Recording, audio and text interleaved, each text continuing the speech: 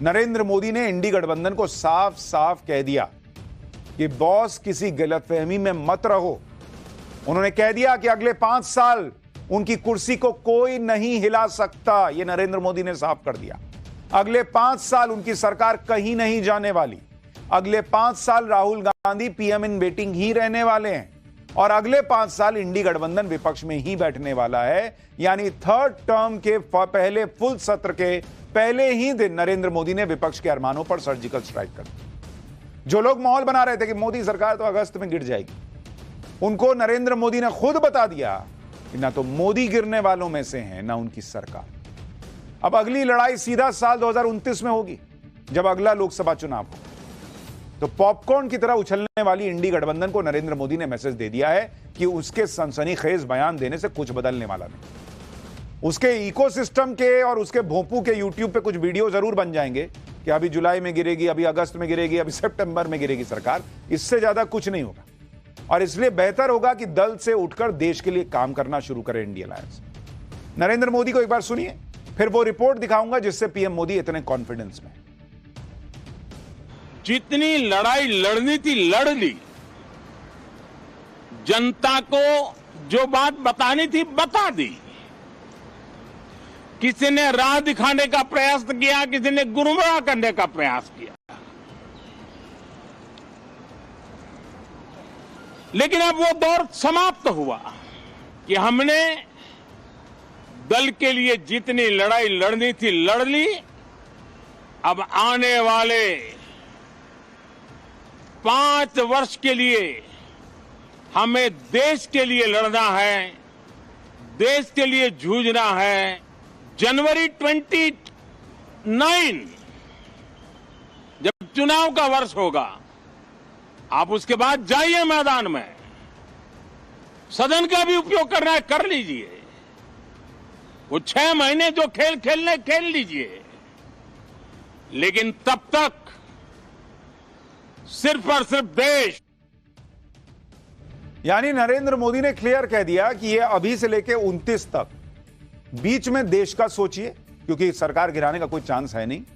29 में फिर जो आप लोग को शुरू करना होगा कीजिए। नरेंद्र मोदी के सब कुछ साफ कर देने के बाद भी विपक्ष कहां बदलने वाला है। उसने क्या क्या किया आज ये आपको विस्तार से बताऊं। उससे पहले देखिए कि नरेंद्र मोदी ये जो कॉन्फिडेंस ला रहे हैं कि भाई 5 साल तो चलाऊंगा सरकार, ये कॉन्फिडेंस कहां से ला रहे हैं।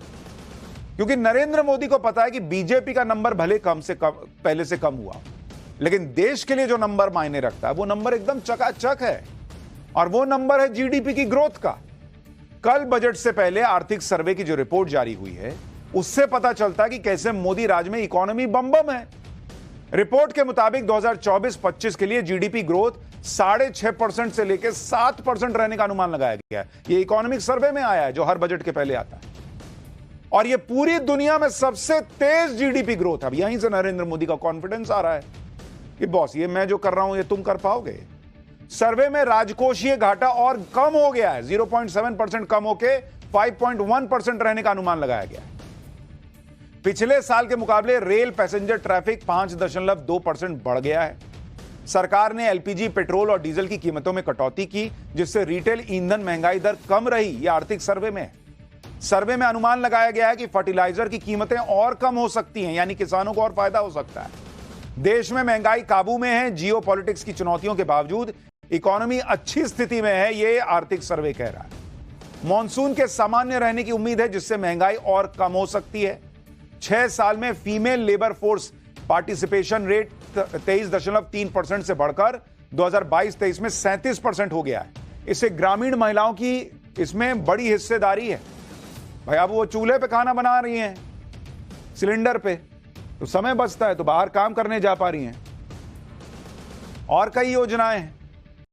आयुष्मान भारत जैसी स्कीम से लोगों पर महंगे इलाज का बोझ भी कम हुआ है। सर्वे में इस बात पर जोर दिया गया कि जल्दी ही कृषि सुधारों को लेकर बड़े फैसले करने होंगे। आर्थिक सर्वे में बताया गया कि सालाना लगभग 78.5 लाख नौकरियां पैदा करने की जरूरत है। यानी ये आंकड़े बताते हैं कि नरेंद्र मोदी के नेतृत्व में देश की तरक्की की गाड़ी तेजी से दौड़ रही है और जो इस गाड़ी से कूदना चाहेगा भैया उसकी अपनी इंजरी हो। जिसको कूदना है सहयोगियों में से, जेडीयू हो, टीडीपी हो, कोई हो, जो लोग ये लोग सोच रहे हैं कि कोई कूदेगा, जो कूदेगा वो नरेंद्र मोदी तेज रफ्तार में गाड़ी चला रहे हैं, तुम्हारा अपना घुटना छिलाएगा। ये बात सब समझते हैं कि तरक्की की ये गाड़ी अगर दौड़ रही है तो उसका क्रेडिट नरेंद्र मोदी को जाता है, जिस पर सबको यह भरोसा है कि जब तक उनके हाथ में स्टीयरिंग व्हील है तब तक ये गाड़ी ऐसे ही तेजी से दौड़ेगी। लेकिन विपक्ष को पता है कि मोदी की तेजी से दौड़ती गाड़ी के सामने खड़े होने पर चपा जाने का खतरा है, क्योंकि मोदी तो गाड़ी रोक नहीं रहे, इसलिए वो साइड से पिन वाला छर्रा फेंक रहे हैं कि गाड़ी ही पंचर कर दे। इसलिए कल बजट पेश होने से पहले आज नीतीश कुमार और उनकी पार्टी को इंडिया अलायंस वालों ने पंप करना शुरू किया कि क्या बॉस, बिहार को कुछ मिला ही नहीं, विशेष राज्य का दर्जा मिला। आज संसद में बिहार को विशेष राज्य का दर्जा देने के मामले में इंडी गठबंधन ने खूब माहौल बनाया। दरअसल संसद में जेडीयू सांसद रामप्रीत मंडल ने बिहार को विशेष राज्य का दर्जा देने का सवाल मोदी सरकार से किया। लिखित जवाब में वित्त राज्य मंत्री पंकज चौधरी ने बताया कि पहले नेशनल डेवलपमेंट काउंसिल की तरफ से कुछ राज्यों को स्पेशल स्टेटस दिया गया था। यह स्पेशल स्टेटस पहाड़ी राज्यों या कम जनसंख्या या आदिवासी आबादी बॉर्डर स्टेट जैसे मुद्दों को देखते हुए दिया गया। जहां तक बिहार की बात है तो उसे स्पेशल कैटेगरी स्टेटस देने पर इंटर मिनिस्ट्रियल ग्रुप ने चर्चा की थी और 30 मार्च 2012 को अपनी रिपोर्ट दी थी। जिस पैमाने पर राज्यों को स्पेशल स्टेटस दिया जाता है उस क्राइटेरिया को देखते हुए इंटर मिनिस्ट्रियल ग्रुप इस फैसले पर पहुंचा था कि बिहार स्पेशल कैटेगरी स्टेटस के क्राइटेरिया में फिट नहीं होता। और उस वक्त नरेंद्र मोदी प्रधानमंत्री नहीं थे, मनमोहन सिंह प्रधानमंत्री थे, यूपीए की सरकार चल रही थी। यानी मोदी सरकार ने साफ कर दिया कि बिहार को विशेष राज्य का दर्जा न देने का फैसला यूपीए की सरकार के वक्त ही हो गया था बॉस, और उसकी वजहें भी गिना दी। यानी सरकार चलाने के चक्कर में गोलमोल जवाब देकर लटकाने की बजाय मोदी सरकार के मंत्री ने सीधा हिसाब दे दिया कि देखिए ना बॉस, मामला कहां फंसा है और किसकी वजह से फंसा है। ये लोग पिन मार रहे हैं, उसका पिन हाथ से लीजिए, उसी को मारिए कि तुमने ना यही दिया जी 2012 में। लेकिन लालू यादव मानने वाले हैं। सुनिए एक बार लालू यादव क्या कह रहे हैं, फिर बताता हूं नीतीश कुमार के मंत्री नहीं इंडी गठबंधन के अरमानों पर कैसे पानी फेरे।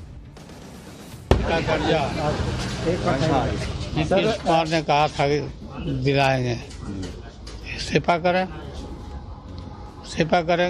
दे राज्य का दर्जा लेकर रहेंगे हम।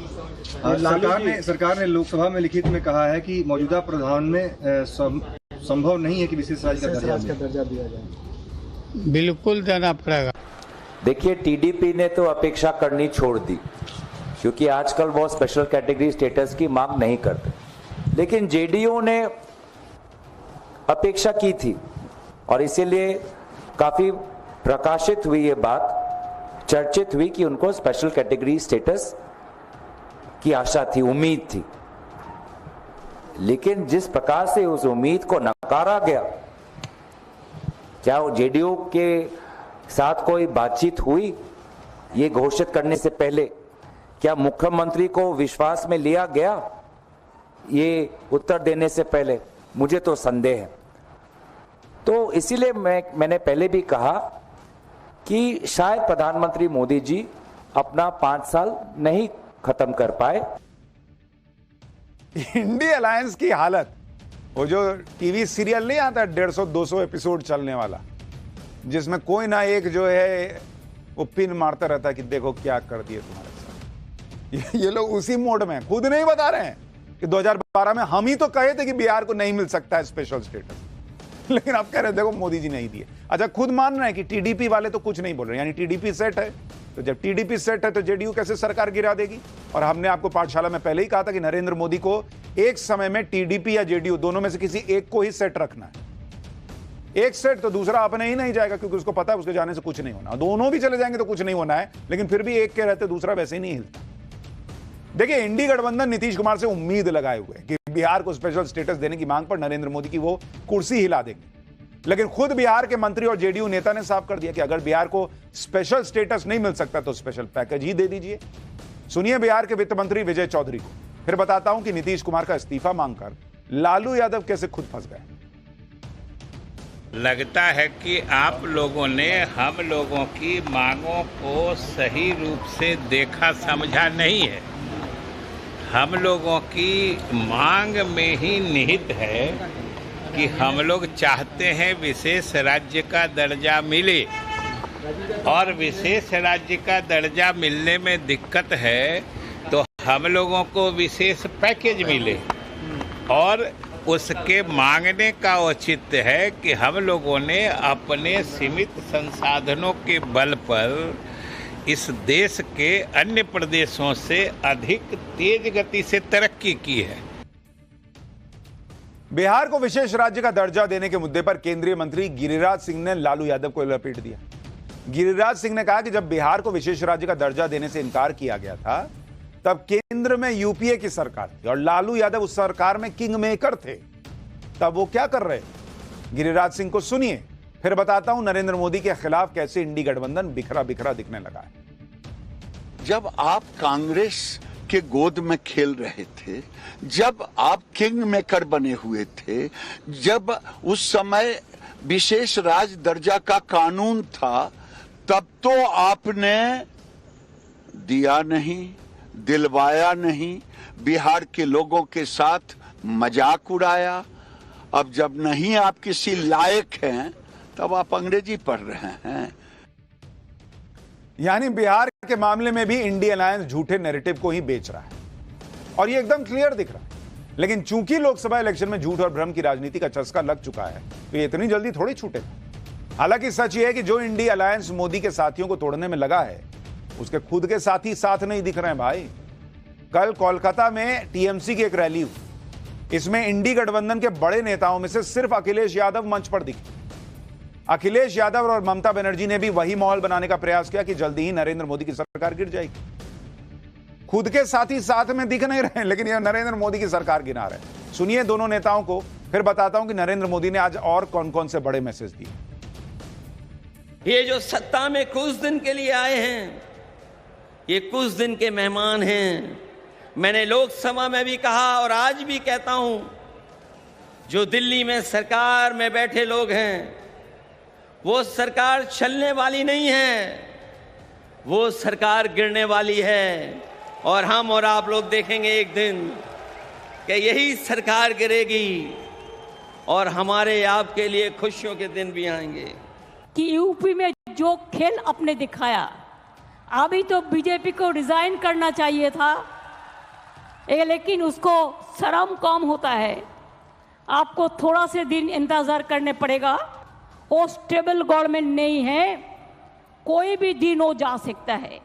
जैसे कभी धूप आता है, बारिश होता है, उसका बाद ऐसे बहुत दिन हो गया। Enough is enough. तो ममता बनर्जी के हिसाब से लोकसभा चुनाव में यूपी में बीजेपी की सीटें कम हुई तो योगी आदित्यनाथ को अखिलेश यादव को सीएम बना देना चाहिए था। लोकसभा के लिए वोट पड़ा है और सीएम की कुर्सी अखिलेश यादव को छोड़ देनी चाहिए। तो पिछली बार तो बंगाल में टीएमसी की सीटें घट गई थी, बीजेपी ने 18 जीती थी, तो ममता बनर्जी ने इस्तीफा दिया था क्या? जिस इंडी गठबंधन के भरोसे ममता बनर्जी और अखिलेश यादव मोदी सरकार के गिरने का दावा कर रहे हैं, वो इंडी गठबंधन तो खुद ममता बनर्जी की रैली से गायब। दूसरी बात, आप इंडी गठबंधन की एकजुटता का हाल देखिए। यूपी में 10 सीटों पर उपचुनाव है, वहां समाजवादी पार्टी और कांग्रेस के बीच ही टकराव की खबरें आ रही। जो अखिलेश यादव बीजेपी में फूट डालने के लिए मॉनसून ऑफर लेकर निकल रहे थे, उन्हें अब कांग्रेस का नया ऑफर बेचैन करने वाला है। सूत्रों के हवाले से खबर है कि यूपी में उपचुनाव को लेकर कांग्रेस ने समाजवादी पार्टी की परेशानी बढ़ा दी है। कांग्रेस 10 में से 5 सीटों पर चुनाव लड़ना चाहती है। यूपी कांग्रेस ने 5 सीटों की लिस्ट भी तैयार कर ली। 10 सीटों में से 5 सीटें समाजवादी पार्टी ने जीती थी। उसके अलावा जो 5 सीटें बची हैं, कांग्रेस करेगी हमको दीजिए। आप 5 ही ना जीते थे तो 5 हमको दीजिए। यूपी कांग्रेस ने आलाकमान को यह बता दिया कि वो 5 सीटों पर लड़ना चाहती है, जबकि कांग्रेस के पास उपचुनाव की 10 सीट में से एक भी सीट नहीं। अब कांग्रेस की इस नई डिमांड पर टकराव होगा, क्योंकि पहले ऐसी खबरें थी कि सपा, कांग्रेस एक नहीं जीती थी लेकिन सपा ने कहा था कि चलिए हम 7 लड़ेंगे, आपको 3 दे देंगे। अब कांग्रेस करी नहीं, 5-5 होगा। अब ये 5-5 होगा, ये बात पचेगी या नहीं अखिलेश यादव को तो पता चल जाएगा। इंडी गठबंधन से अपनी चीजें नहीं संभल रही हैं और फिर भी उसके नेता मोदी सरकार के खिलाफ माहौल बनाने में जुटे। उसको आज खुद नरेंद्र मोदी ने डील भी किया। इंडी गठबंधन यूपी को लेकर भी बीजेपी को घेर रहा है और बीजेपी और संघ के टकराव पर भी बड़े बड़े दावे कर रहा है। इंडी के इस नैरेटिव से भी नरेंद्र मोदी खुद डील कर रहे हैं। संघ से टकराव की खबरों के बीच नरेंद्र मोदी ने आज संघ से जुड़ा एक बड़ा फैसला लिया, जिससे इंडी गठबंधन के एजेंडे की हवा निकल गई। उस फैसले के बारे में अभी आपको आगे बताने वाला हूं अगले चैप्टर में। जहां तक यूपी की राजनीति में उथल पुथल की बात है तो उसे खुद नरेंद्र मोदी डील कर रहे हैं। सूत्रों के हवाले से खबर है कि 27 जुलाई को यूपी के सीएम योगी आदित्यनाथ और प्रधानमंत्री मोदी दोनों की मुलाकात हो सकती है। यानी हर मोर्चे पर नरेंद्र मोदी खुद लगे हुए हैं। और यह टेंशन इतनी विपक्ष की बढ़ा रहा है कि अब इंडी के नेता यह कहने लगे हैं कि नरेंद्र मोदी को तो बहुमत ही नहीं मिला, वो तो बैसाखी के सहारे सरकार चला रहे। रणदीप सुरजेवाला को सुनिए क्या बोल रहे हैं। तो वो ये भी जान लें कि उनको मैंडेट नहीं दिया गया है, उनका मैंडेट तो 240 पर खारिज हो गया है। वो तो बैसाखियों के सहारे सत्ता में हैं, इसलिए संसद के प्रति और संविधान के प्रति जिम्मेवारी और ज्यादा है।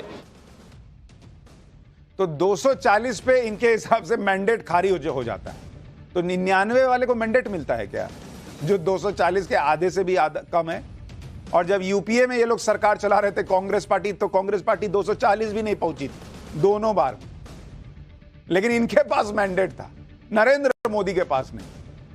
आप देखिए नरेंद्र मोदी इस हद तक एक्टिव हो गए हैं अब कि आज वो हरियाणा के बीजेपी प्रदेश अध्यक्ष मोहनलाल बडौली से मिले। बीजेपी का अपना पूरा फोकस विधानसभा चुनाव पर लगा दिया है, साथ ही संगठन को भी टाइट किया जा रहा है। मीटिंग पर मीटिंग्स हो रही हैं। 25 और 26 जुलाई को भी बीजेपी ने दिल्ली में बड़ी मीटिंग बुलाई है।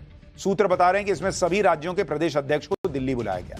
मीटिंग में बीजेपी के सभी प्रदेश संगठन मंत्रियों को भी बुलाया गया। इस महीने के अंत में बीजेपी ने अपने सभी सीएम और डिप्टी सीएम को मीटिंग के लिए दिल्ली बुलाया है। उधर नरेंद्र मोदी सब चीजें सेट कर रहे हैं और संसद में विपक्ष अपनी जमीन तलाश रहा है कि किस तरह नरेंद्र मोदी को बैकफुट पर लाया जाए। आज बजट सत्र के पहले दिन इंडी गठबंधन ने नीट पेपर लीक को लेकर सदन में हंगामा किया। इस दौरान विपक्ष और सरकार के बीच तीखी बहस हुई। राहुल गांधी ने कहा कि हमारा एग्जाम सिस्टम ही फ्रॉड है। इस पर शिक्षा मंत्री धर्मेंद्र प्रधान भड़क गए। देखिए संसद में नीट पेपर लीक के मुद्दे पर कैसे जबरदस्त बयानबाजी हुई आज। सरकार किसी और का रिकॉर्ड बनाए ना बनाए, लेकिन पेपर लीक का रिकॉर्ड जरूर ये सरकार बनाएगी। सेंटर वाइज जिन बच्चों को सबसे ज्यादा नंबर मिले हैं, क्या उसकी सूची जारी करेंगे? 30,000 सीटें जहां हैं, कई सेंटर अध्यक्ष महोदय ऐसे हैं जहां 2,000 2,500 बच्चे पास हो गए हैं। सरकारी सीटें 30,000 हैं। It's obvious to the whole country that it's a very serious problem in our examination system. This is not just a question of NEET, it is in all the major examinations. Now, the minister has blamed everybody except himself. Right?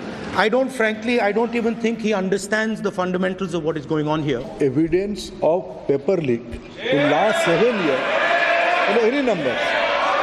So there are evidence already this case. Right now, Speaker sir, this case is going in front of Honorable Supreme Court.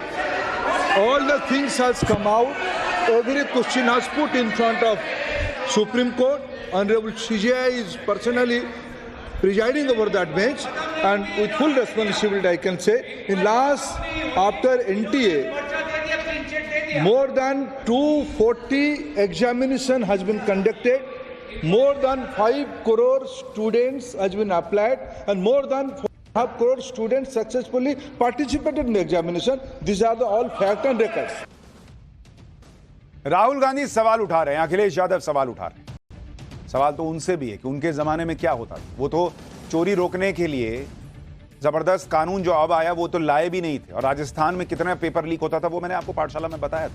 लेकिन इस सरकार को भी चीजें tight करनी होंगी, इसमें कोई दो राय नहीं। हाँ, यह है कि उस टाइट करने का प्रोसेस दिखता है। भाई एनटीए पर एक्शन हो रहा है, उसमें सुधार की बातें हो रही हैं, सीबीआई जांच चल रही है, सब दिख रहा है और इसका रिजल्ट भी दिखना चाहिए।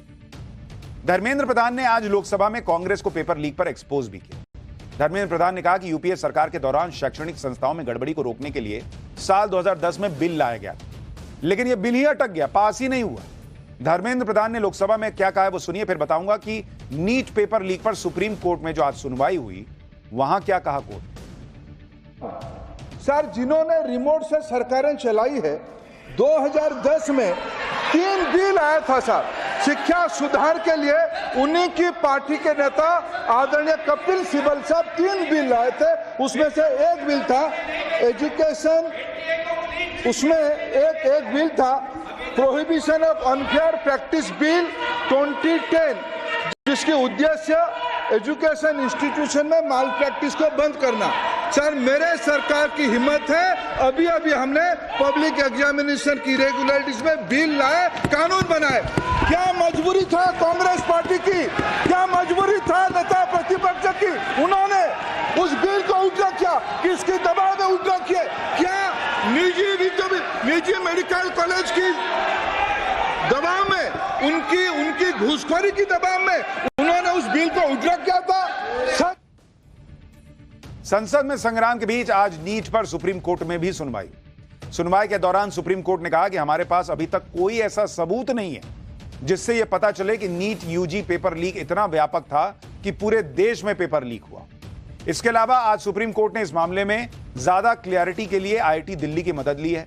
सुप्रीम कोर्ट ने आईआईटी दिल्ली की एक एक्सपर्ट टीम बनाई है जो परीक्षा में आए सवालों के सही जवाब पर अपनी राय देगी। मामले की अगली सुनवाई अब कल होनी, यानी यहां भी पॉलिटिक्स चल रही है और उसका हिस्सा किस तरह से छात्रों के अच्छे भविष्य से जुड़ा हुआ है कितना, और कितना पॉलिटिक्स से जुड़ा हुआ यह दिख रहा है। इसी तरह से आप उत्तर प्रदेश का हाल देखिए। यहां भी सुप्रीम कोर्ट के एक फैसले पर विपक्ष ऐसे खुश हो रहा है जैसे योगी सरकार को बहुत बड़ा झटका लग गया, लेकिन इस चक्कर में विपक्ष खुद ही एक्सपोज भी हो गया। कांवड़ यात्रा के दौरान उत्तर प्रदेश सरकार ने एक आदेश दिया जिसके तहत कांवड़ मार्ग पर पड़ने वाले ढाबों, दुकानों, होटलों को अपने मालिक और कर्मचारियों का नाम बोर्ड पर लिखना जरूरी कर दिया गया। इस आदेश का मकसद सिर्फ कांवड़ यात्रा की शुद्धता और पवित्रता को बनाए रखना, लेकिन आदेश जारी होने के साथ ही विपक्ष ने हंगामा और विरोध करना शुरू कर दिया। इस आदेश को मुसलमानों के खिलाफ बताना शुरू कर दिया। यूपी सरकार के आदेश को सुप्रीम कोर्ट में चुनौती तक दी गई और पैरवी के लिए अभिषेक मनु सिंघवी जैसे बड़े वकील सुप्रीम कोर्ट पहुंच गए। सुनवाई के बाद सुप्रीम कोर्ट ने फैसले पर अंतरिम रोक लगाई है। नेम प्लेट लगाने के आदेश पर अंतरिम रोक लगी है और आगे इस पर सुनवाई होगी। यानी अभी परमानेंट रोक नहीं है, फैसले को गलत बता दिया, ऐसा भी कुछ नहीं हुआ, लेकिन विपक्ष ऐसे दिखा रहा है जैसे योगी सरकार ने कितना बड़ा अत्याचार किया और कोर्ट ने इसको रोक दिया। जबकि यही विपक्ष जब सत्ता में था तो तुष्टीकरण के लिए क्या क्या करता था वो आज आपको याद दिलाऊंगा, आप हैरान रह जाएंगे सुनकर। लेकिन योगी सरकार के इस आदेश पर आज सुप्रीम कोर्ट में सुनवाई के दौरान क्या हुआ, पहले वो जान लीजिए। कोर्ट में याचिकाकर्ता के वकील ने कहा कि इस तरह का कोई आदेश पहले नहीं जारी हुआ, इस आदेश की कानूनी मान्यता ही नहीं है, कोई कानून पुलिस कमिश्नर को यह अधिकार नहीं देता कि वो ऐसा आदेश दे सके। यह आदेश हर ठेले, रेहड़ी, चाय वाले के लिए। फिर अभिषेक मनु सिंघवी ने कहा कि यहां सबसे जरूरी एक बड़ा मुद्दा है, आप किसी रेस्टोरेंट में यह देखकर जाते हैं कि वहां क्या मिल रहा है, ना कि वहां कौन खाना बना और परोस रहा है। हमारे संविधान में ऐसे गणतंत्र की कल्पना नहीं। इस पर जस्टिस भट्टी ने सिंघवी से कहा कि यहां पर आप जमीन पर जो हालात हैं उसे बढ़ा चढ़ाकर पेश मत कीजिए। इस मुद्दे के तीन पहलू हैं, खाद्य सुरक्षा, खाद्य पदार्थों का स्टैंडर्ड और धर्मनिरपेक्षता, और ये तीनों ही इंपॉर्टेंट है। जस्टिस भट्टी ने कहा कि एक मौका हो सकता है जहां हम फूड सेफ्टी और क्वालिटी पर काम कर सकते हैं। सुनवाई के दौरान उत्तर प्रदेश, उत्तराखंड और मध्य प्रदेश सरकार की तरफ से पैरवी के लिए कोई नहीं था। सुप्रीम कोर्ट ने तीनों ही राज्यों को नोटिस जारी किया और मामले की अगली सुनवाई 26 जुलाई को होगी। तब तक यूपी सरकार के आदेश पर अंतरिम रोक लगा दी कि भाई यूपी, उत्तराखंड, मध्य प्रदेश क्या कह रहा है वो सुन लें, तब फैसला देंगे। इसी पे ऐसा माहौल बना रहे हैं जैसे पता नहीं, जैसे सुप्रीम कोर्ट ने कह दिया हो कि नहीं गलत हुआ है। अरे पूरा फैसला तो आने दो। सुप्रीम कोर्ट ने अपने योगी सरकार के फैसले को रद्द नहीं किया, रोक लगाई और वो भी अंतरिम। लेकिन विपक्ष ऐसे उछल रहा है जैसे सुप्रीम कोर्ट ने योगी सरकार को फटकार लगा दी। अखिलेश यादव कह रहे हैं कि योगी सरकार का दिया बुझने से पहले फड़फड़ा रहा है। कांग्रेस कह रही है कि योगी सरकार ने यह आदेश संघ के इशारे पर लिया था जिसे सुप्रीम कोर्ट ने रोक दिया। सुनिए एक बार, फिर बताऊंगा कि सुप्रीम कोर्ट के आदेश में और क्या क्या लिखा है। सरकार का आचरण है, उसी समय मैंने कहा था कि सुप्रीम कोर्ट स्वयं इस बात को संज्ञान में ले और ऐसे कार्रवाई को रोके। इससे दिया बुझने से पहले फड़फड़ाता है। जो सांप्रदायिक राजनीति खत्म हुई है, ये सांप्रदायिक राजनीति का दिया फड़फड़ा रहा है, इसलिए फैसला ले रहे हैं। आज माननीय सर्वोच्च न्यायालय ने उत्तर प्रदेश, उत्तराखंड और मध्य प्रदेश सरकार के उस गैर संवैधानिक आदेश पर रोक लगाई, जिस आदेश के तहत तमाम दुकानदारों को, रेहड़ी वालों को, ढाबे वालों को अपने और अपने कर्मचारियों के नाम और उनकी पहचान अपने बोर्ड पर दिखानी थी। ये ऐसा लगता था कि सिर्फ अल्पसंख्यकों के खिलाफ है, लेकिन ये ना केवल अल्पसंख्यकों के खिलाफ है, ये दलितों के, आदिवासियों के और तथाकथित पिछड़ी जातियों के खिलाफ भी एक षड्यंत्र रचा जा रहा था और ये आरएसएस की सोच का नतीजा था। ये तो सुप्रीम कोर्ट में हुई सुनवाई की बड़ी बातें आपको बताई और जो रिएक्शन आया वो बताया, लेकिन सुप्रीम कोर्ट ने अपने लिखित आदेश में क्या कहा आपको यह भी जानना चाहिए। सुप्रीम कोर्ट ने लिखित आदेश में कहा कि अधिकारी यह सुनिश्चित कर सकते हैं कि कांवड़ियों को शाकाहारी भोजन मिले और सफाई का स्टैंडर्ड भी कायम रहे। संबंधित विभाग इसके लिए फूड सेफ्टी स्टैंडर्ड एक्ट 2006 और स्ट्रीट वेंडर एक्ट 2014 के तहत आदेश भी जारी कर सकता है। ढाबा, रेस्टोरेंट, ठेले वाले कांवड़ियों को यह बता सकते हैं कि वो कैसा भोजन बेच रहे हैं, वो शाकाहारी है या नहीं, ये बता सकते हैं, लेकिन दुकान मालिकों या कर्मचारियों के नाम और पहचान उजागर करने के लिए बाध्य नहीं कर सकते। सुनवाई के दौरान जस्टिस एसवी भट्टी ने अपना उदाहरण देते हुए बताया कि केरल के एक शहर में 2 प्रसिद्ध शाकाहारी रेस्टोरेंट हैं, एक हिंदू का, एक मुसलमान का, और उन्होंने कहा कि मैं व्यक्तिगत रूप से मुसलमान के रेस्टोरेंट में जाना पसंद करता था क्योंकि वहां सफाई अधिक नजर आती। यानी जज ने साफ कर दिया कि ऐसा नहीं कि पता चल जाएगा कि भाई मुसलमान का रेस्टोरेंट तो कोई जाएगा ही नहीं। सुप्रीम कोर्ट के आदेश से साफ है कि ढाबों, रेस्टोरेंट और ठेले वालों को यह बताना होगा कि जो भोजन वो दे रहे हैं वो कैसा है, शाकाहारी है या शुद्ध है या नहीं। एक बार ओवैसी साहब को भी सुन लीजिए, फिर बताऊंगा कि सुप्रीम कोर्ट ने जिस food safety and standard act का जिक्र किया उसमें ऐसा क्या है जो विपक्ष छुपा रहा। देखिए, सुप्रीम कोर्ट ने फ्राइडे तक रोक लगाई है और वो स्टेट्स को बता रहा है। हम शुरू से कह रहे थे ये जो जिस तरफ से जो डायरेक्टिव इशू हुआ थे अनकॉन्स्टिट्यूशनल, ये आर्टिकल 70 का वायलेशन है, अनटचेबिलिटी प्रमोट करता है, डिस्क्रिमिनेटरी है सिर्फ मुसलमानों के लिए, वो आर्टिकल 15 का वायलेशन है। अब कई लोग सोशल मीडिया से लेकर हर जगह पूछ रहे हैं कि जब मुसलमान हलाल सर्टिफाइड प्रोडक्ट्स इस्तेमाल करता है तब डिस्क्रिमिनेटरी नहीं होता, तब भेदभाव नहीं होता, तब दूसरों का विरोध नहीं होता। लेकिन कांवड़ यात्रा के दौरान जब कांवड़िया इतने मेहनत से, इतना परिश्रम करते हुए, इतना सहते हुए कांवड़ लेकर आ रहा है और उसको शुद्ध शाकाहारी भोजन मिल रहा है, नहीं मिल रहा है, उसको कहां खाना है, नहीं खाना है, किसके यहां खा रहा है, नहीं खा रहा है, यह जानने का अधिकार होना चाहिए, तो उस पर बवाल हो गया। विपक्ष यह भी कह रहा है कि यूपी सरकार को इस तरह का आदेश जारी करने का कोई अधिकार ही नहीं।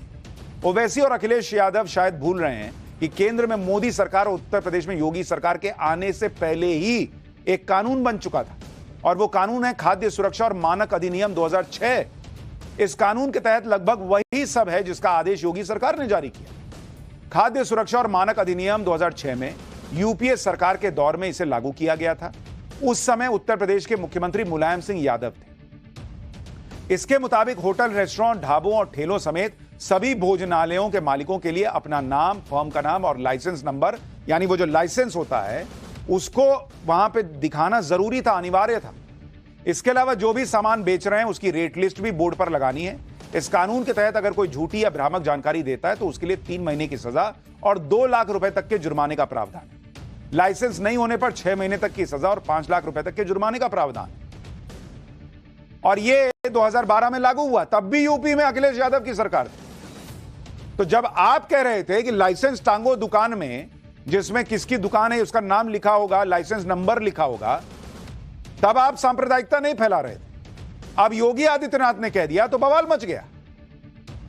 सवाल तो कांग्रेस से लेकर सपा तक से है कि अगर उन्हें संविधान और मुसलमान की इतनी ही चिंता थी तो उन्होंने तब इस फैसले का विरोध क्यों नहीं किया कि नहीं, लाइसेंस नहीं टंगेगा, लाइसेंस लगेगा तो साफ साफ दिख जाएगा कि किसका नाम है, फिर भेदभाव होगा। ओवैसी को मुसलमानों की इतनी चिंता है तो क्यों नहीं यूपीए सरकार के समय विरोध किए। लेकिन अब मामला उत्तर प्रदेश और योगी आदित्यनाथ से जुड़ा है तो सभी का अपना राजनीतिक फायदा निकल कर आ गया सामने। मैंने आपको कहा ना कि आपसे जुड़ा हर मुद्दा इन लोगों के लिए मुद्दा तभी है जब वो इनके काम का है। सुप्रीम कोर्ट ने फैसले पर रोक लगा, अंतरिम रोक। और उस पर कांवड़िए क्या कह रहे हैं जरा वो भी सुनिए। लिखा जाना चाहिए कि वो पहचान छुपाने से क्या फायदा। 200-300 किलोमीटर दूर से आ रहे हैं, उनको पता चलना चाहिए, जो यात्रा करके आ रहे हैं पीछे से, हर चीज की उनको जानकारी होनी चाहिए कि हम किस जगह बैठे हुए हैं, किस जगह खड़े हुए हैं। होटल का मालिक कौन है ये बताया जा रहा है, तो इसलिए हमें खुद ही पहचान करनी पड़ेगी ना इस चीज की। तो मेरे हिसाब से अपनी पहचान बताना कोई गुनाह तो है नहीं। मेरा नाम अंकुर तोमर है, तो मुझे क्या दिक्कत है अपना नाम बताने में या लिखने में। हमें कोई दिक्कत नहीं है, वैसे तो ऐसे कोई मुस्लिम हिंदू में कोई फर्क नहीं है, बट हाँ यही है कि वो लोग फर्क करते हैं तो क्या ही कह सकते हैं, बट हमें कोई ऐसा कोई फर्क नहीं है। हाँ, इससे फायदा मिलेगा कि भाई हम नॉन वेज वाली जगह नहीं बैठे, हम वेज वाली जगह बैठे, तो इस चीज का हमें फायदा होगा। नहीं ऐसा कुछ नाम से कुछ फर्क नहीं पड़ता, नाम से कोई फर्क नहीं पड़ता। नहीं कोई दिक्कत नहीं जी, होना चाहिए और पक्का लागू होना चाहिए जी, कोर्ट का स्टे हटना चाहिए इससे। आरएसएस यानी राष्ट्रीय स्वयंसेवक संघ कांग्रेस और पूरे विपक्ष के लिए हमेशा से फेक नैरेटिव सेट करने वाला एक फेवरेट सब्जेक्ट रहा। संघ को लेकर बोलने का कोई मौका मिल जाए तो पूरा विपक्ष एकजुट होकर एक सुर में बोलना शुरू करता है। जब से लोकसभा के नतीजे आए हैं, बीजेपी और आरएसएस को लेकर बहुत सारी बातें हो रही। कांग्रेस और इंडी गठबंधन की तरफ से नैरेटिव सेट करने की कोशिश की जा रही है कि बीजेपी और आरएसएस के बीच सब कुछ ठीक नहीं चल रहा। लेकिन हर बार की तरह प्रधानमंत्री नरेंद्र मोदी ने अपने एक फैसले से विपक्ष के नैरेटिव को ध्वस्त कर दिया, जिससे पूरा विपक्ष तिलमिला उठा। असल में मोदी सरकार ने 58 साल पहले 58 इयर्स पहले सरकारी कर्मचारियों के आरएसएस की गतिविधियों में शामिल होने पर लगे बैन को हटा दिया। जाहिर है फैसले पर हंगामा तो मचना ही था।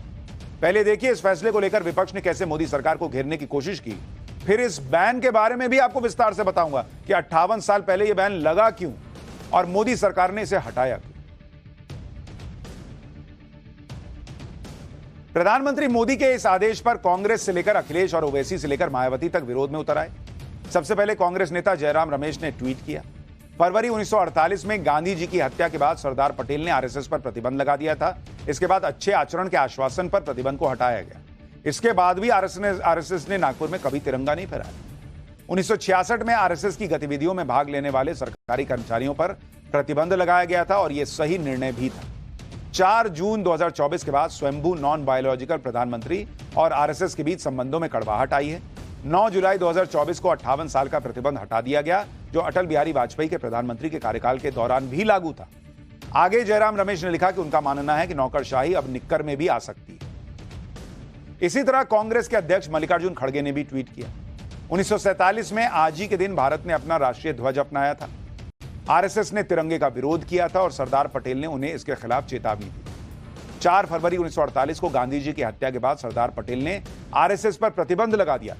मोदी जी ने 58 साल बाद सरकारी कर्मचारियों पर आरएसएस की गतिविधियों में शामिल होने पर 1966 में लगा प्रतिबंध हटा दिया है। यह आरएसएस द्वारा सरदार पटेल को दी गई उस माफीनामे और आश्वासन का भी उल्लंघन है, जिसमें उन्होंने आरएसएस को संविधान के अनुरूप बिना किसी राजनीतिक एजेंडे के एक सामाजिक संस्था के रूप में काम करने का वादा किया।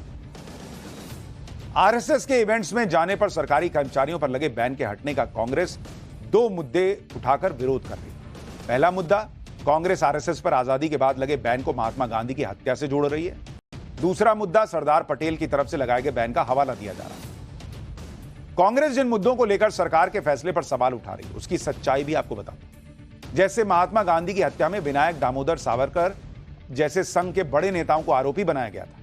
कोर्ट में ट्रायल हुआ, लंबा मुकदमा चला, उसको लेकर कोर्ट ने क्या कहा वो आपको याद दिलाता हूं। 10 फरवरी 1949 को सुनाए फैसले में कोर्ट ने सावरकर को बरी किया था और फैसला सुनाते हुए कोर्ट ने कहा था कि विनायक दामोदर सावरकर के खिलाफ केस सिर्फ सरकारी गवाह के बयान पर टिका है। कोर्ट ने आगे कहा था कि सावरकर के खिलाफ यह तर्क दिया जा रहा है कि सरकारी गवाह के आरोपों का कुछ हिस्सा एक टैक्सी ड्राइवर के बयान से मेल खाता है। आखिर में जज ने कहा कि ऐसे में सिर्फ सरकारी गवाह की कही बातों पर कोई निष्कर्ष निकालना ठीक नहीं।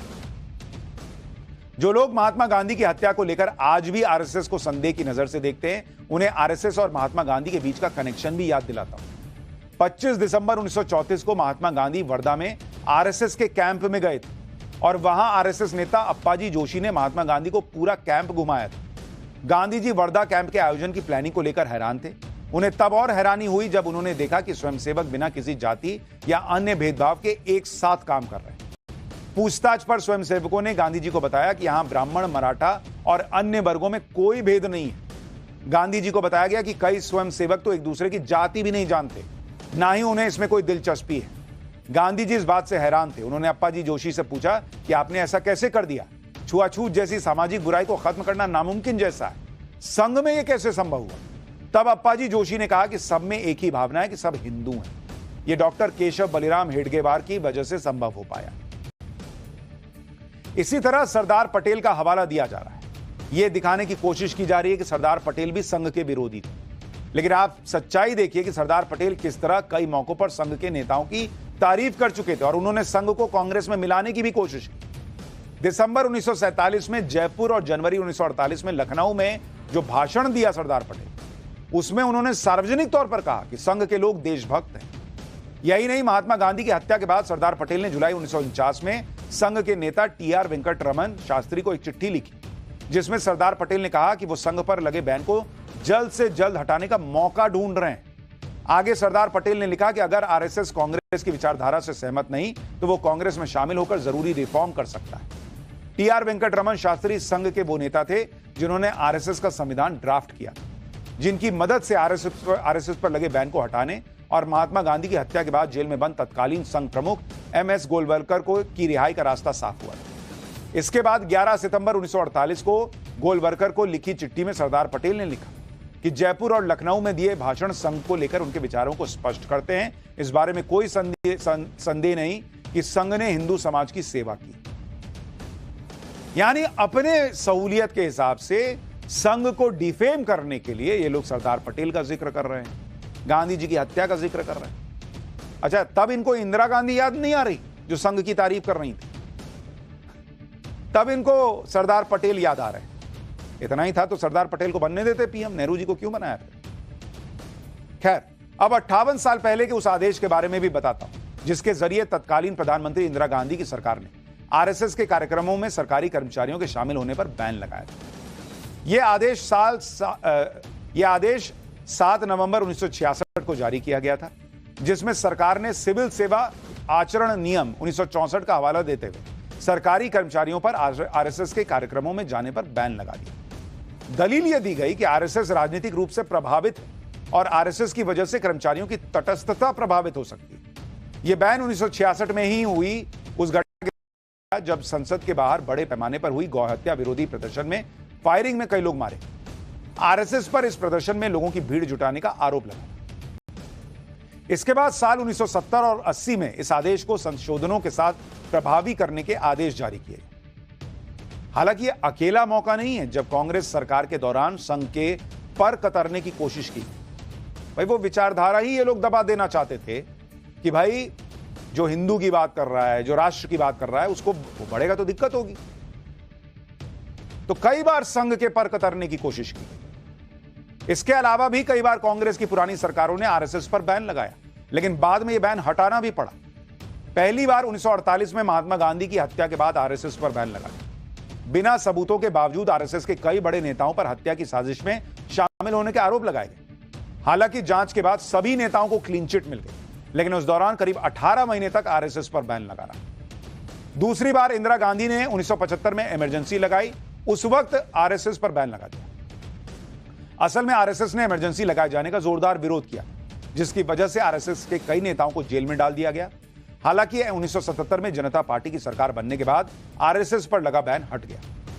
तीसरी बार राम मंदिर आंदोलन के दौरान 1992 में आरएसएस पर तब के प्रधानमंत्री पीवी नरसिम्हा राव की सरकार ने बैन लगाया।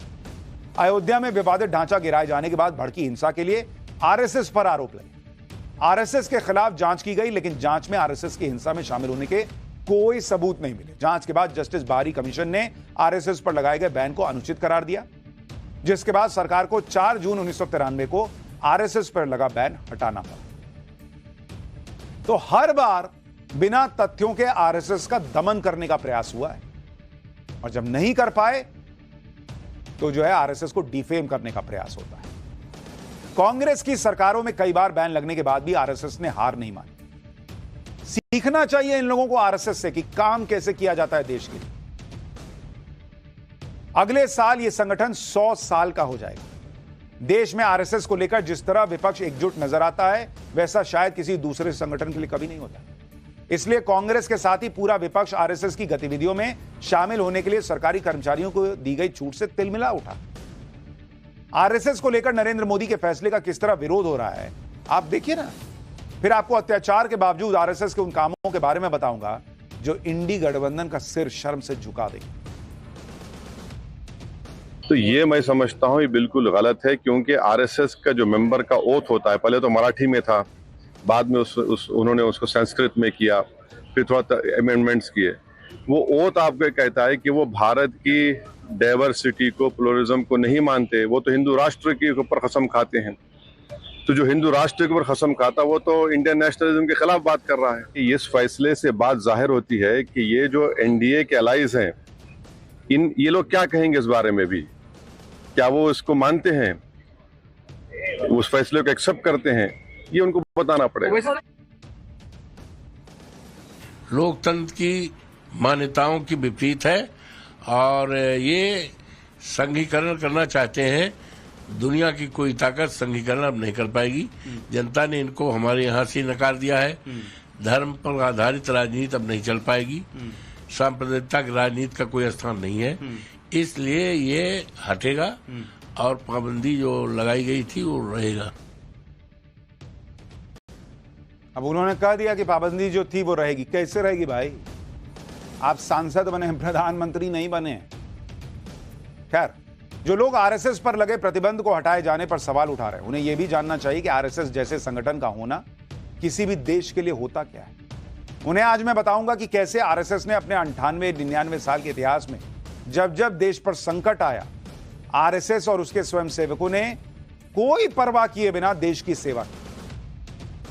देश के बंटवारे के बाद जब बड़े पैमाने पर सांप्रदायिक हिंसा हो रही थी, तब भी पाकिस्तान से आए शरणार्थियों के लिए आरएसएस ने 3000 राहत कैंप लगाए। यह आरएसएस कर रहा था बॉस। 1954 में दादरा नगर हवेली जब पुर्तगालियों के कब्जे से आजाद हुआ तो इसमें आरएसएस का लीड रोल था। आरएसएस के नेता विनायक आप्टे के नेतृत्व में स्वयंसेवकों ने सिलवासा पर हमला बोलकर वहां तिरंगा फहराया था। इसी तरह से 1955 में संघ ने गोवा की आजादी के आंदोलन में हिस्सा लिया। 1962 के भारत चीन युद्ध में आरएसएस ने मदद की। आर्मी मूवमेंट के दौरान रास्तों की निगरानी की, सेना को आपूर्ति और रसद पहुंचाने में मदद की, शहीदों के परिवारों का ध्यान रखने में संघ ने अपनी भूमिका निभाई। 1965 के भारत पाकिस्तान युद्ध में स्वयंसेवकों ने श्रीनगर हवाई अड्डे से बर्फ हटाने का काम किया। घायल जवानों के लिए स्वयंसेवकों ने रक्तदान किया। युद्ध के दौरान संघ के स्वयंसेवकों ने दिल्ली का ट्रैफिक संभाला। और उस संघ को ये लोग कहते हैं कि ये देश के लिए खड़े नहीं होते। 1975 में इंदिरा गांधी की इमरजेंसी के दौरान बैन लगने के बावजूद संघ के स्वयंसेवकों ने अंडरग्राउंड रहकर काम किया। स्वयंसेवकों ने आपातकाल के विरोध में पोस्टर लगाए, जेल में बंद विपक्षी नेताओं के संदेशों को जनता तक पहुंचाने का काम किया। बाद में जनता पार्टी के गठन के लिए भी संघ ने प्रयास किए। इनको पता है कि संघ रोके नहीं रुकता, इसलिए बार बार संघ के ऊपर अत्याचार करते हैं। इनको पता है कि संघ इतना काम कर रहा है कि लोग जुड़ रहे हैं और नहीं रोकेंगे तो दिक्कत हो जाएगी। आरएसएस के बारे में जो लोग भ्रम फैलाते हैं, उन्हें आरएसएस के बारे में पता ही नहीं है। आपको अगर मैं बताऊं कि हर दिन मैं आपको बताता हूं, आरएसएस के बारे में जब आपको बता रहा हूं, 61,000 शाखाएं हर दिन, 61,000 शाखाएं लगती हैं आरएसएस। या आरएसएस का बताता और वीकली मीटिंग जो होती है, मतलब हर हफ्ते जो मीटिंग होती है संघ की, वो 21,000 तो मीटिंग होती है बॉस। तो घर में बैठने वालों को संघ के काम करने का तरीका समझ ही नहीं आएगा। इसके अलावा आरएसएस देश भर में गरीबों और आदिवासियों के लिए किस तरह सेवा में जुटा है वो भी आपको बताता हूं। विद्या भारती, 12,000 स्कूल चलते हैं विद्या भारती के, जिसमें 32 लाख बच्चे पढ़ते हैं। यह संघ से जुड़ा हुआ है। वनवासी कल्याण आश्रम देश के 323 जिलों के 52,000 गांवों में सेवा कर रहा है। आदिवासियों के लिए 10,480 स्कूल, जिनमें 18 लाख स्टूडेंट पढ़ते हैं, संघ चला रहा है। सेवा भारती 5,000 हेल्थ केयर सेंटर जरूरतमंदों की सेवा कर रहे हैं। 27 राज्यों में गरीब बच्चों के लिए 6,000 एकल विद्यालय चल रहे हैं। ये संघ से कंपैरिजन करेंगे अपना। आरएसएस का कहना है कि राजनीतिक स्वार्थों की वजह से 58 साल पहले उस वक्त की सरकार ने बैन लगाया और अब जो फैसला मोदी सरकार ने लिया उससे देश के लोकतंत्र को मजबूती मिलेगी। आरएसएस के अखिल भारतीय प्रचार प्रमुख को सुनिए एक बार। अपने राजनीतिक स्वार्थों के चलते तत्कालीन सरकार द्वारा शासकीय कर्मचारियों को संघ जैसे रचनात्मक कार्य करने वाले संगठन के गतिविधियों में भाग लेने के लिए पाबंदी लगाई गई थी। शासन ने, वर्तमान के शासन ने आज उस पाबंदी को जो हटाया है, ये निर्णय समुचित है और भारत की लोकतांत्रिक व्यवस्था को ये निर्णय पुष्ट करेगा। तो आरएसएस को लेकर बड़ा फैसला नरेंद्र मोदी सरकार ने किया है। विरोध करने वाले करते रहेंगे, उससे फर्क उन्हें पड़ता, लेकिन विरोध करने वाले एक व्यक्ति की भी बात करना जरूरी है, क्योंकि पाठशाला में अगली क्लास में बात होगी मोदी विरोध के लिए विख्यात स्वामी अभिमुक्तेश्वरानंद को किसने फर्जी और धोखेबाज कह दिया। अभिमुक्तेश्वरानंद नहीं है शंकराचार्य। देखिए क्या बड़ा बवाल खड़ा हो गया है। ज्योतिर्मठ के शंकराचार्य स्वामी अभिमुक्तेश्वरानंद अक्सर अपने सियासी बयान और आरोपों से चर्चा में रहते हैं। उनके निशाने पर हमेशा पीएम मोदी ही दिखते हैं। वो राम मंदिर के प्राण प्रतिष्ठा पर पीएम मोदी का विरोध करते हैं, कभी विपक्षी नेताओं का खुलकर समर्थन करते हुए पीएम मोदी पर आरोप लगाते हैं, लेकिन इस बार उन पर ही गंभीर आरोप लग गए। हैरानी की बात यह है कि आरोप खुद एक संत ने लगाए। स्वामी गोविंदानंद सरस्वती ने अभिमुक्तेश्वरानंद की शंकराचार्य की पदवी पर ही सवाल उठा दिया। स्वामी गोविंदानंद ने आरोप लगाया कि अभिमुक्तेश्वरानंद शंकराचार्य है ही नहीं, क्योंकि इस मामले पर सुप्रीम कोर्ट में केस चल रहा है और सुप्रीम कोर्ट ने बैन लगाया हुआ है। स्वामी गोविंदानंद ने अभिमुक्तेश्वरानंद को फर्जी, अपराधी और धोखेबाज बाबा तक बता दिया। इसके अलावा यह भी आरोप लगाया कि अभिमुक्तेश्वरानंद को कांग्रेस का सपोर्ट है, इसलिए पीएम मोदी और केंद्र सरकार का विरोध कर रहे हैं। सबसे पहले आप स्वामी गोविंदानंद का यह बयान सुनिए, जिसमें उन्होंने अभिमुक्तेश्वरानंद पर गंभीर आरोप लगाए हैं। उसके बाद स्वामी गोविंदानंद के बारे में भी बताऊंगा और अभिमुक्तेश्वरानंद पर यह गंभीर आरोप क्यों लग रहे हैं, इसकी तह तक जाऊंगा।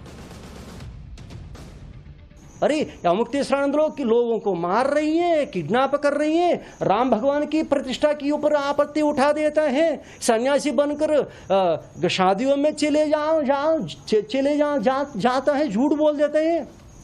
केदारनाथ जी का 228 गोल्ड क्या गायब हो गया। अरे भाई ये अभिमुक्तेश्वरानंद को पीतल क्या होता है, सोना क्या होता है, ये भी पता नहीं, क्योंकि ये भी एक डुप्लीकेट है ना। उसमें आएंगे, उसमें चिट्ठा खोलेंगे। अभी असली चिट्ठा खोला तो बहुत समस्या हो जाएगा। शंकराचार्य अभिमुक्तेश्वरानंद पर गंभीर आरोप लगाने वाले गोविंदानंद महाराज कौन है, पहले यह भी जान लीजिए। दंडी स्वामी गोविंदानंद सरस्वती महाराज दंडी सन्यासी, ये जगत गुरु शंकराचार्य ब्रह्मलीन स्वरूपानंद सरस्वती जी के शिष्य थे।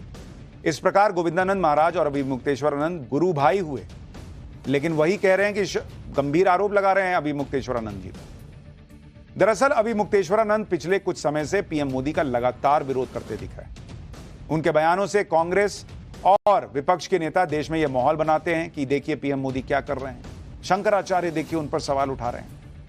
पीएम मोदी का विरोध करने के लिए अभिमुक्तेश्वरानंद विपक्ष के नेताओं के समर्थन में भी बयान दे देते हैं, लेकिन आज स्वामी गोविंदानंद ने यह आरोप लगाकर बता दिया कि अभिमुक्तेश्वरानंद ये सब क्यों कर रहे हैं।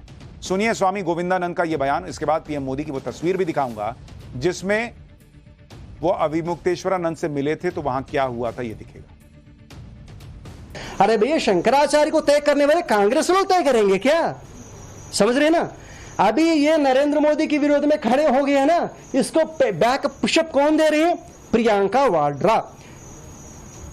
हिंदू धर्म के खिलाफ जब ये राहुल गांधी स्टेटमेंट देने लगा तो उसके साथ खड़े हो जाएंगे अभिमुक्तेश्वरानंद। क्यों, ये कारण है अभिमुक्तेश्वरानंद को संपूर्ण रूप से बैकअप दे रहे हैं कांग्रेस पार्टी। लिख लीजिए, आप हमसे पूछे कि क्या प्रमाण है, आपके सामने रख रहे हैं लेटर हमें। यानी अभिमुक्तेश्वरानंद पर आरोप लग रहे हैं कि प्रियंका वाड्रा और कांग्रेस पार्टी उनको बैक करते हैं और वो नरेंद्र मोदी को घेरते हैं। आप सोचिए शंकराचार्य जैसे सबसे बड़े सनातन धर्माचार्य पर कितने गंभीर सवाल खड़े हो रहे हैं। शंकराचार्य पर राजनीतिक होने के आरोप लग रहे हैं। शंकराचार्य अभिमुक्तेश्वरानंद के कुछ पुराने बयानों के बारे में आपको बताता हूं जो इन आरोपों को हवा देते हैं। अभिमुक्तेश्वरानंद ने कहा था कि उद्धव ठाकरे के साथ विश्वासघात हुआ है और जब तक उद्धव ठाकरे दोबारा मुख्यमंत्री नहीं बन जाते लोगों का दर्द कम नहीं होगा। लोगों ने पूछा कि भाई आप क्यों इसमें पड़ रहे हैं पॉलिटिक्स में। शंकराचार्य ने कहा कि विश्वासघात सबसे बड़ा पाप है, जो विश्वासघात करता है वो हिंदू हो ही नहीं सकता। इसके अलावा अभिमुक्तेश्वरानंद ने केदारनाथ मंदिर में 228 किलो सोने के घोटाले का आरोप लगाया और कहा कि इसकी जांच कभी नहीं कराई गई। शंकराचार्य अभिमुक्तेश्वरानंद ने अयोध्या में रामलला की मूर्ति प्राण प्रतिष्ठा पर सवाल उठाए थे और कहा था कि मंदिर में अगर प्रतिष्ठा हो रही है तो मंदिर पूरा बना होना चाहिए। उन्होंने कहा था कि अधूरे मंदिर में प्राण प्रतिष्ठा शास्त्रों के खिलाफ। अभिमुक्तेश्वरानंद सरस्वती ने कहा कि भारत के शीर्ष धर्माचार्यों के रामालय ट्रस्ट को किनारे करके अलग ट्रस्ट बनाया गया, जिसमें संघ, बीजेपी और बीएचपी के लोगों को लिया गया है। ऐसा लगता है कि मंदिर नहीं बनाना चाहते बल्कि संघ कार्यालय बनाना चाहते। काशी विश्वनाथ कॉरिडोर पर भी अभिमुक्तेश्वरानंद महाराज ने कहा था कि इससे काशी नष्ट हो जाएगी। मोदी सरकार भोलेनाथ के वास्तु से खिलवाड़ कर रही है। कांवड़ यात्रा के दौरान नेम प्लेट लिखने के आदेश पर शंकराचार्य ने सवाल खड़े किए, यानी उन पर नरेंद्र मोदी का लगातार विरोध करने के आरोप ऐसे ही नहीं लग रहे। लगातार वो कई मुद्दों पर बोलते हैं। अभिमुक्तेश्वरानंद लगातार पीएम मोदी के खिलाफ माहौल बना रहे हैं, उनके खिलाफ बयान दे रहे हैं, लेकिन पीएम मोदी ने पलटकर कभी उनके खिलाफ नहीं कहा, कोई बयान नहीं दिया, क्योंकि पीएम मोदी हमेशा संतों का सम्मान करते हैं। आप देखिए कि कुछ दिन पहले पीएम मोदी जब अनंत अंबानी की शादी में गए थे तो उनकी मुलाकात अभिमुक्तेश्वरानंद से भी हुई, और इस दौरान भी ये जानते हुए कि अभिमुक्तेश्वरानंद लगातार उनका विरोध करते हैं, पीएम मोदी ने पैर छूकर उनका आशीर्वाद लिया। इस वीडियो को देखकर हर कोई पीएम मोदी के बड़प्पन और संतों के प्रति सम्मान को देखकर हैरान रह गया था कि भाई जो व्यक्ति लगातार उनको घेर रहे हैं, उन मामलों में भी जिनसे उनका कोई लेना देना नहीं, पॉलिटिकल मामलों में भी उनके भी नरेंद्र मोदी पैर छू रहे हैं। आप ये भी देखिए कि आज इंडी गठबंधन शंकराचार्य अभिमुक्तेश्वरानंद के बयानों के आधार पर मोदी सरकार पर हमला करता है, लेकिन इंडी गठबंधन के नेताओं के दौर में इन्हीं शंकराचार्य के साथ कैसा सलूक होता था वो भी दिखाता हूं। ये तस्वीरें साल 2015 की हैं और इसमें अभिमुक्तेश्वरानंद महाराज आपको दिख रहे हैं। सितंबर 2015 में गणेश प्रतिमा विसर्जन रोके जाने के विरोध में वाराणसी के गोदौलिया चौराहे पर धरना शुरू किया था इन्होंने, और इस धरने के समर्थन में वाराणसी की जनता और साधु संत शामिल हो गए। गंगा में प्रतिमा विसर्जन की मांग को लेकर दो संतों ने अन्न जल का त्याग कर दिया। धरना खत्म करने के लिए पुलिस ने लाठीचार्ज कर दिया। धरने में शामिल लोगों की बुरी तरह से पिटाई की गई। लाठीचार्ज से वहां भगदड़ जैसे हालात बन गए, कई लोग गंभीर रूप से घायल हुए। पुलिस ने साधु संतों पर लाठियां बांधी। स्वामी अभिमुक्तेश्वरानंद समेत 40 से ज्यादा साधु संत घायल हुए, और तब उस वक्त यूपी में अखिलेश यादव की सरकार थी। यह हालत थी उस वक्त अभिमुक्तेश्वरानंद जी की कि पुलिस खींच कर ले जा रही है, धक्का दे रही है। लोग सोशल मीडिया पे ये वीडियो वायरल कर रहे हैं और पूछ रहे हैं कि आप नरेंद्र मोदी का इतना विरोध करते हैं, जिन लोगों ने ऐसा किया था उनके साथ क्या किया आपने। आपको जानकर आश्चर्य होगा कि शंकराचार्य की पदवी को लेकर पहली बार गंभीर आरोप नहीं लगे।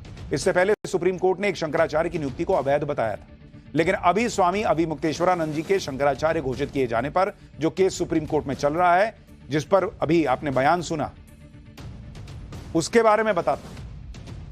दरअसल 11 सितंबर 2022 को ज्योतिर्मठ के शंकराचार्य स्वरूपानंद सरस्वती जी का निधन हो गया। इसके बाद स्वामी स्वरूपानंद की वसीयत के आधार पर स्वामी स्वरूपानंद सरस्वती के निजी सचिव और शिष्य सुबोधानंद महाराज ने अभिमुक्तेश्वरानंद को ज्योतिष मठ का नया शंकराचार्य घोषित किया।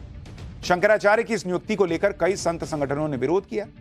सन्यासी अखाड़े ने भी स्वामी अभिमुक्तेश्वरानंद को ज्योतिष पीठ का नया शंकराचार्य मानने से इनकार कर दिया। निरंजनी अखाड़े ने दावा किया था कि अभिमुक्तेश्वरानंद की नियुक्ति नियमों के खिलाफ जाकर हुई है। इसके बाद यह विवाद 1 महीने बाद ही सुप्रीम कोर्ट पहुंच गया। सुप्रीम कोर्ट के सामने इस मामले पर दोनों पक्षों की दलील रखी गई। अक्टूबर 2022 में सुप्रीम कोर्ट ने उत्तराखंड में ज्योतिर्मठ पीठ के नए शंकराचार्य के रूप में अभिमुक्तेश्वरानंद सरस्वती की नियुक्ति पर रोक लगा दी। सुप्रीम कोर्ट ने रोक लगा दी। इस केस में सुनवाई के दौरान सॉलिसिटर जनरल तुषार मेहता ने सुप्रीम कोर्ट को बताया कि पुरी में गोवर्धन मठ के शंकराचार्य ने हलफनामा दायर कर कहा था कि ज्योतिर्मठ के नए शंकराचार्य के रूप में अभिमुक्तेश्वरानंद की नियुक्ति का समर्थन नहीं किया गया है। हालांकि अभिमुक्तेश्वरानंद की तरफ से यह कहा गया कि दिवंगत शंकराचार्य और उनके गुरु स्वामी स्वरूपानंद सरस्वती ने उन्हें शंकराचार्य नियुक्त किया था, लेकिन सुप्रीम कोर्ट ने इस विवाद में शंकराचार्य पर बैन लगा दिया। यह केस अभी भी सुप्रीम कोर्ट में चल रहा है, लेकिन स्वामी अभिमुक्तेश्वरानंद खुद को शंकराचार्य होने का दावा करते हैं, जबकि स्वामी गोविंदानंद का आरोप है कि जब सुप्रीम कोर्ट से आखिरी फैसला नहीं आया तब तक अभिमुक्तेश्वरानंद शंकराचार्य हो ही नहीं सकते, उनको कहना ही नहीं चाहिए।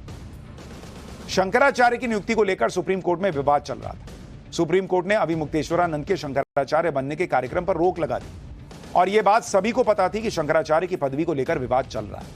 उसके बाद भी 13 सितंबर 2022 को कांग्रेस की महासचिव प्रियंका वाड्रा ने अभिमुक्तेश्वरानंद को एक लेटर लिखा। यह वही लेटर है और इस पे पड़ी तारीख भी आप देख सकते हैं।